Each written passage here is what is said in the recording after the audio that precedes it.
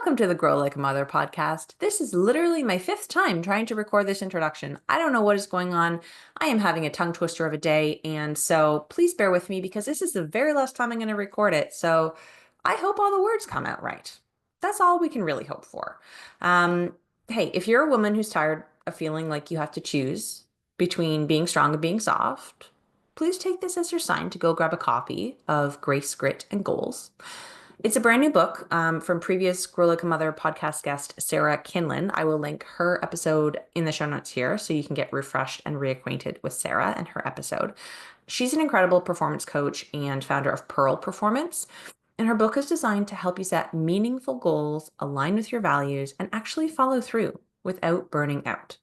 I am for all of these things, and I think that this book can be a valuable tool for all of us. Okay, so think empowering insights, practical tools, and a whole lot of permission to lead your life with both ambition and ease, right? It feels so synergetic to when I talk about productivity and rest, right? Ambition and ease. There is room for both. Whether you're chasing personal growth, professional milestone, or just looking to reconnect with yourself in this season, this book is for you. You can grab your copy at sarahkinlan.com or just head to the show notes where you can link right to it, and the companion journal too. Trust me, you're going to want this one on your nightstand. Grace, Grit, Goals. Your next level starts here. And in today's episode, we're getting into this topic even deeper. I am talking with Janet Krebs, who is a speaker, an author, and a strategist that helps people unleash their leadership mindset and empowers them to cultivate confidence and self-reliance in themselves and in others. Janet had a rich career in consulting, human resources, and education, having spent over 14 years as Commander Krebs in a space flight simulator where she impacted over 65,000 students. She's a 4 times best-selling author and earned advanced degrees in human behavior, counseling, psychology, and education. Welcome, Janet. I'm so happy to have you on the podcast today. The pleasure is mine, always. Yeah. Going to be such a fun conversation. We were saying right before we hit record, there's so much synergy in our perspectives and the work we do and our mindset towards it. And I wonder if you could just, before we even get into any of the nitty gritties, like what inspired you to do this kind of work?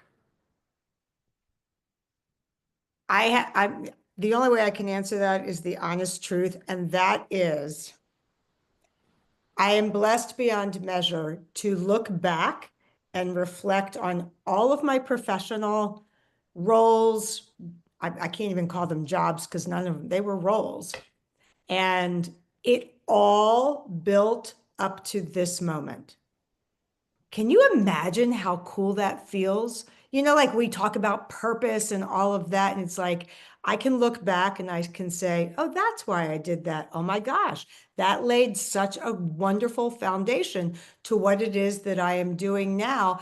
And I believe there was an evolution of about 6 months where it was like, this is what I'm supposed to be doing. And it all built up to this. Now, at six, I mean, that was a very late epiphany. Because now at 61, being in this, it's like my friends are retiring. And I'm like, no, this is the most important work I have ever done in my life. Yeah, I get that. And it's so true as we go through each thing, even if it feels like it's not necessarily making sense or part of the puzzle, when we do look back, if we have that sort of retrospect, that hindsight, it makes it very clear our path, but we can't see it as we're on it. So just if you're on it and if you're a listener and you're not sure where things are going, hang in because it will all come together and make sense. And I think it's so important, this work that you're doing and talking about leadership and talking about how we are, like specifically as moms, truly leaders, and how we are the CEO of everything in our lives, right? The chief everything officer. I think that is fantastic. Can you dive into more of that and what it means to you? Well, you articulated it beautifully, but just a little bit of like a frame for Yeah. people. You know, for decades, we have thought of leaders as, you know, one office, one job, one title, right? So it's one person. So like you're the whatever you are in your role. And that's one person. And just like in the leadership realm, we talk about soft skills, which I don't like, it's the dumbest name, right? Soft skills sounds less than. But so does, like, we have not elevated parenthood, motherhood to the posture that I believe it deserves. And so if we think about how many people, like there's a lot of fear in the world and there's a lot of uncertainty and all of that. But what can we control? We can control our posture. And if we want to make change, if we insist on making change, and if we respond to our youth begging us to help them through and navigate this game of life, then when we step into leadership as a posture and own being the chief everything officer, that, Jill, I really believe in my heart of hearts is where we can make change. Mm-hmm. So while it sounds very idealistic, I want to change the world. I don't want to change the world, but I believe that we will change the world when we reframe leadership within the home. Yep. And I love the language that you use around it as leadership being a posture, not a position, right? I think that that little distinction is very important for people to hear. Yeah. And it's so simple. I mean, honestly, it's so simple. And it makes me, I don't know if you're an Oprah fan, that really dates me because she's probably been off the air as long as you've been alive. But, she's just like, you get a, like you get a whatever, and you get a robe, and you get a robe, and you get a car. It's like, I feel like Oprah sometimes when I'm speaking with moms specifically, it's like, you get a raise and you get a raise and you get a raise because when you posture yourself as the leader in your home, you're like, that's a game changer. Yeah. And all it requires is a mindset shift, a soul shift, and a change in posture. Hmm. I love that. And if we can view it as like an urgent thing that we're doing, not necessarily for ourselves, but for our kids, being able to step into that role and model the skills and the behaviors and the existence that we want to show our kids. That's the magic, is where we step into this posture and we show them how good people show up, right? Like how we can move through life, even though it's hard and it's on fire right now. Like there are ways that we can still show up and be good people and be effective in our roles and show kindness and all of the different things, whatever is important to you in leading your team or your family or your community, right? You do that by showing up and doing it yourself, but you have to feel confident in your posture to do that. How do Right. people start to make that mindset shift? Nike, just do it. Hmm. Right? Just do it and be prepared to fail forward.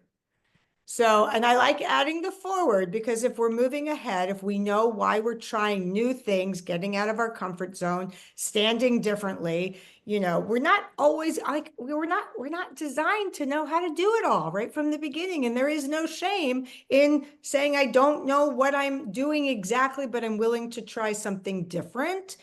Then be just willing to try it. And if it doesn't work, you say, you know what? I'm just a human being and I happen to be your mother.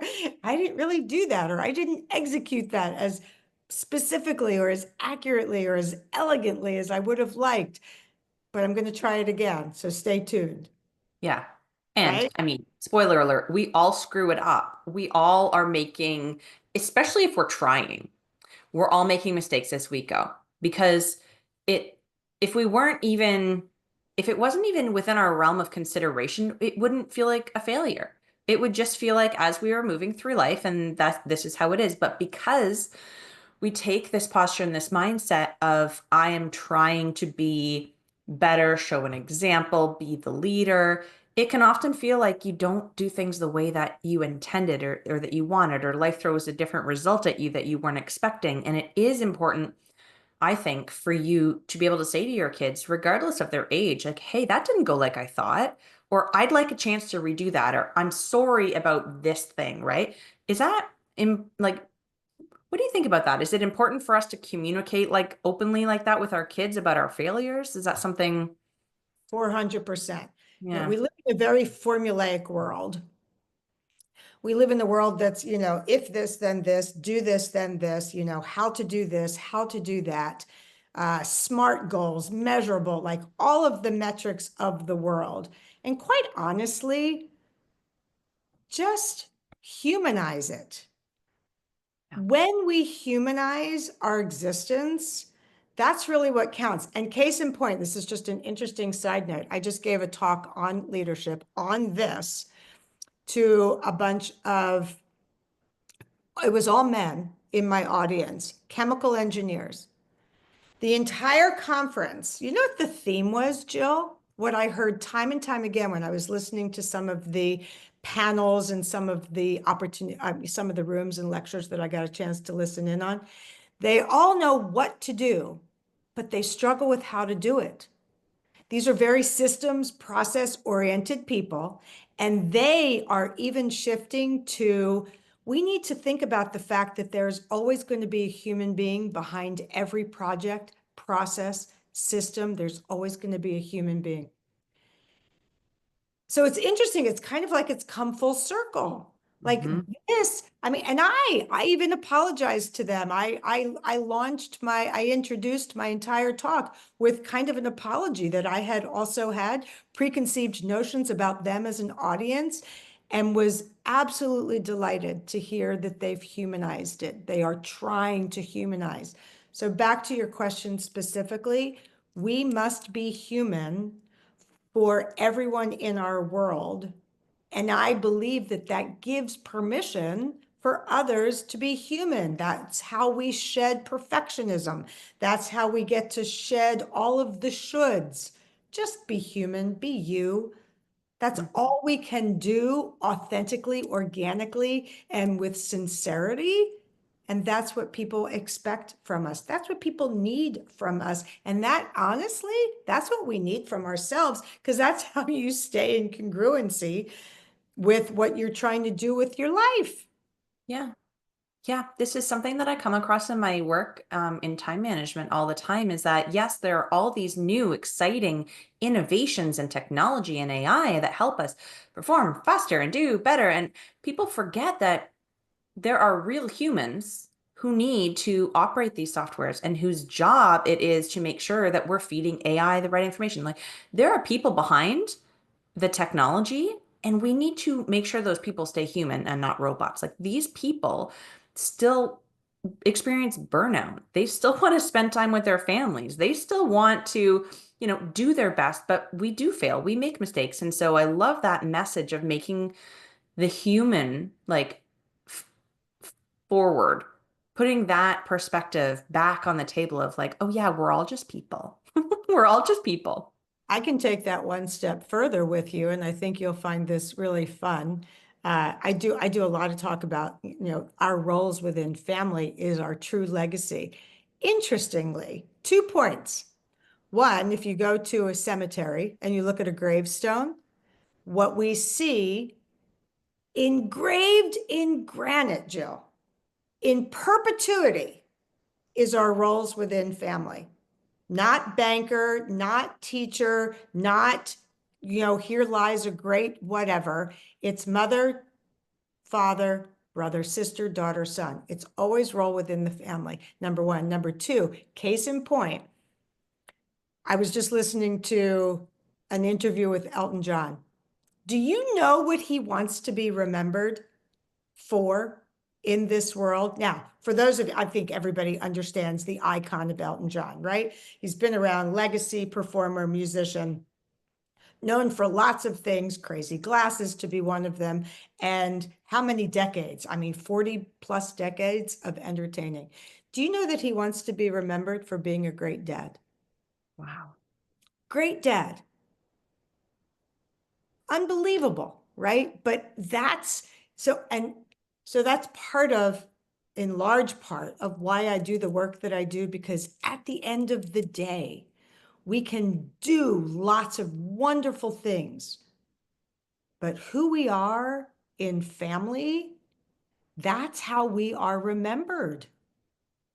That's And what's if important. the, and if the likes of Elton John, or if cemeteries in, as we remember, have chosen that as what we choose to engrave in granite forever, then who are, like, why are we, like, we can't downplay the importance of what we are doing within family. It matters. It matters. And I think that we often, especially in this generation of productivity and performance and efficiencies, we lose sight of the impact that we have within the family unit, within the home, within the community. It doesn't always need to be on a grand scale to make an impact. If you look around, there are so many things, and I try to take note of this all the time. Like the other day, I was sitting, my son just learned to ride a bike with no training wheels. And so we, Yay! yeah, So he's much really fun. pleased. Yeah. So we went around this little track by the woods in the back of our house, and he got to the end before me because I was walking, and he just sat down and he looked up at this at the sky, and then I came over. He sat on my lap, and he just looked up, and he was like, "This is this is my favorite part of the day, just being in nature with you. Like, let's see what that cloud looks like and what the other cloud looks like." And it's like, it's those moments of impact that will carry, at least as a mother, you remember that. And it might not be as top of mind for your child, but the experience, the memory, the lesson of like, just taking some time to slow down and be quiet and appreciate and have a bond. Like these are all super impactful things that are talked about on podcasts and on the news, and nobody notices and nobody would ever know. But the impact it has on the child and the ripple effect. Do you want to talk? Do you ever use that phrase, ripple effect? I'm so obsessed with it. This idea that the smallest thing that we do impacts another person and then changes the way that they show up, and then it impacts the person that they're interacting with, and it's sort of like one small thing can have a way bigger impact than just in the moment, right? I don't know that it's a great question. I don't know that I talk about it using those words, because Yeah. I think I want to believe that I've lived that, and that, I'm going to join the Jill bandwagon. That just needs to be talked about. That needs to be included in my language, because I think I assume that everybody understands that what they do has the ripple effect, because I believe that words matter, actions matter, behaviors matter. Our kids are watching us every minute of every day. And even as adults, and I could prove that point if we had more time, how, because mine are flown and grown. Like, I love that you've still got, you have a son that's learning training wheels, and mine are 28 and 32. And yeah, again, it's let's just call it what it is. So thank you. I mean, I'm going to ask permission, not that you own the phrase, but yeah, Take I it and think go. it's worth the reminder, because I think I assume that people understand that what we do has a ripple, and maybe we'd have lost that. So I'm going to include it. Thank you. Please do. Yeah. And it's funny because I'll often, as I'm speaking or teaching a workshop or something, I often will say to the audience, like, you have heard these things before. Many of them will be new, and many of them will be things that you have heard before, but don't discount it, because sometimes you just need to be in a specific headspace or like physical place or season of life, and you hear the thing that you've heard 100 times and it hits differently, Yep. right? And I actually, I have a book And I sent it to one of my favorite parenting gurus and podcasters. And she was like, yeah, we were talking about it on an episode after she had read it. And she goes, Jill, it's funny because as I was reading it, I was like, well, duh. But she's like, but I realized that the person who hasn't heard this before or hasn't made the connection, like this small, simple sentence can be life changing. And it's just how it lands as truth in your body the moment you need it. Right? Yeah. Well said. Yeah. We believe that people know until we have conversation with people that don't necessarily know. Yeah. So it's worth repeating. Even if it's redundant, it's worth repeating. Yeah. And for the listeners, go back once you're done this episode and listen again or make a note in your calendar to listen to it in a week or two when you're in a different space, frame of mind, etc. Because you'll pick something else up from our conversation today. That's the beautiful part. It's like it doesn't just happen in workshops and in, any conversation. It's worth revisiting and rethinking about because you'll get something new from it each time, which is so And cool. you're right about that because like to the same example, I remember because I also wrote a book not that long ago about parenting and working with the editor.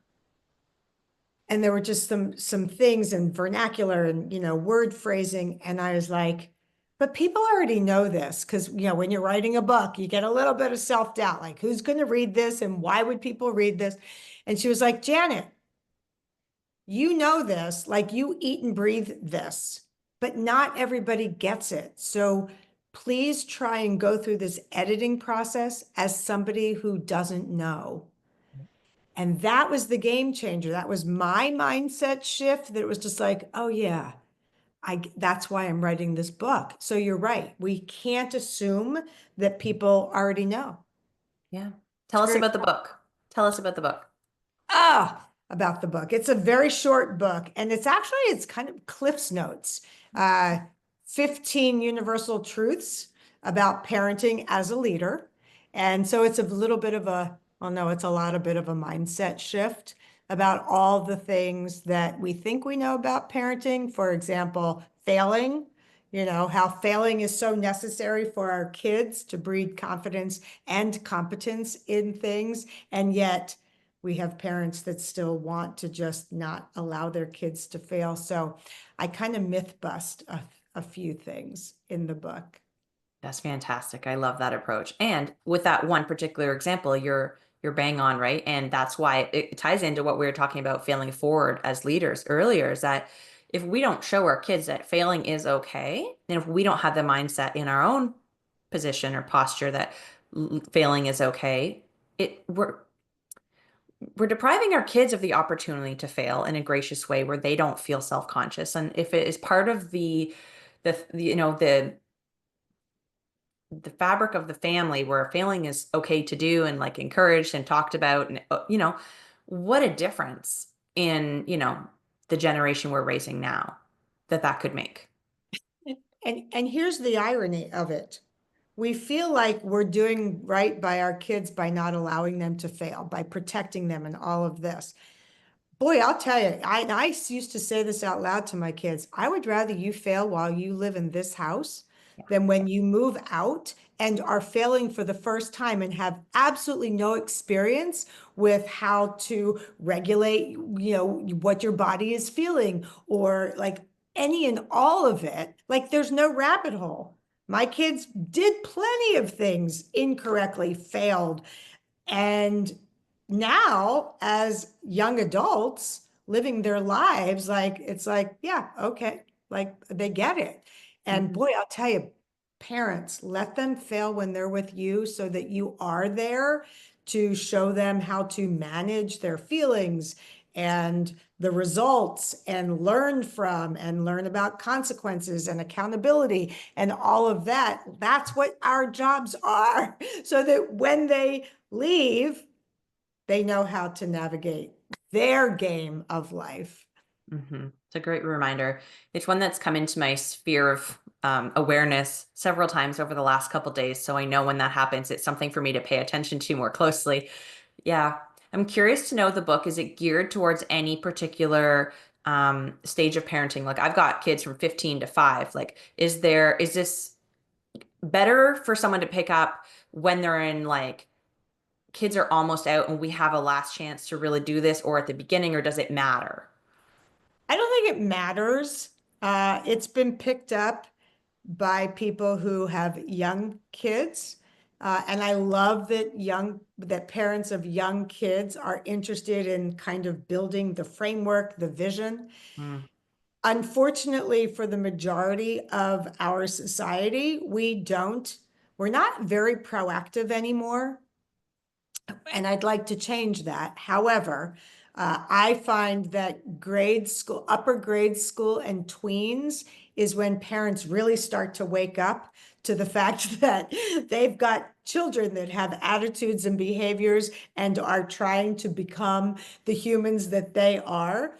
And parents aren't 100% in control of that. So it feels more like that, but it's applicable to any and all. And for those parents who are thinking, my children are teens, it's too late. It's never too late.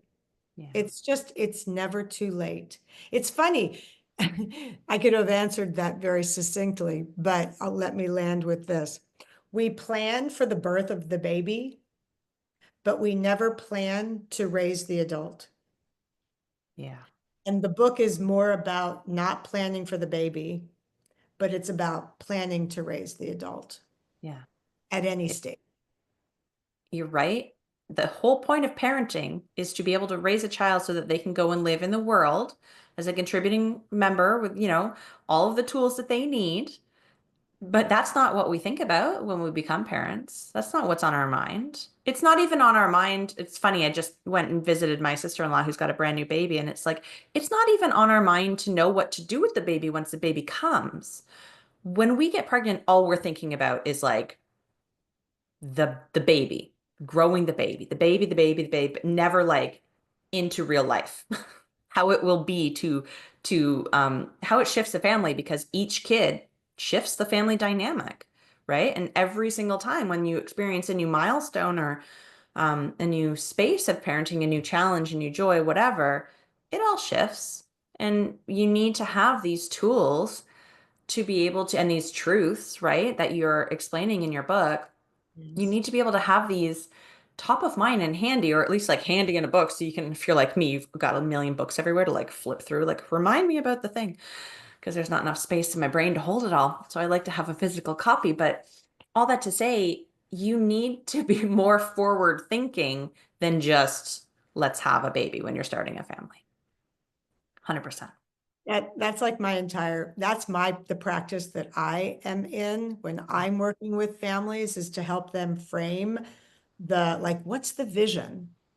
And interesting that you said that, Jill, because I knew when I had my kids, I had the vision that I wanted them to leave the house someday and know how to navigate life. Which is really strange, but it goes back to your very first question. How did you come into this work? I knew that. Like, I must be crazy. I'm probably one in 1,000 parents who had the vision, but I also left my house very early and I was very independent. And I really valued independence and self-reliance and resourcefulness. And that was a pillar for the way in which I parented. So, like, my kids were doing laundry very early. And that meant I had to get over the shame of them looking like they went to school in crumpled clothes. It couldn't matter because they had done their own laundry and the dryer was the dresser and they looked crumpled and it wasn't a reflection on me because they knew how to do laundry. Yeah. Cool. Like, that's great. I had to give that up. But it's so funny because, like, I want for others to have that future vision and it makes them so intentional. It made me so intentional about the decisions that I made, the behaviors that I displayed, the activities that I chose, the things that I wanted to teach, and the things that I was willing to let go. Like, it mattered. And it made my parenting so easy. So easy. And I want that for families who are, especially those that are struggling, down the rabbit hole of what and how and all of that. Let's just go back to the beginning. What do you want for your kids? What do you want for them? What are your values? What do you what do you value for them to learn? What's your vision? Like that's just such a great elementary place to start, and it does impact the entire tone within your family.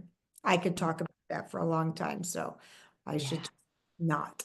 No, it's fantastic. And I'm so on board. There's a reason why we found each other and why we're having this conversation. It's just so funny to hear how you were expressing how you always envisioned your kids growing up and getting out of the house and being independent. And it's the same for me. I remember one of my colleagues um, asking me somehow we were talking somehow about parenting and what was my favorite part. Maybe I was expecting my first, and I was like, honestly, I think I'm most excited for when they come home for Christmas.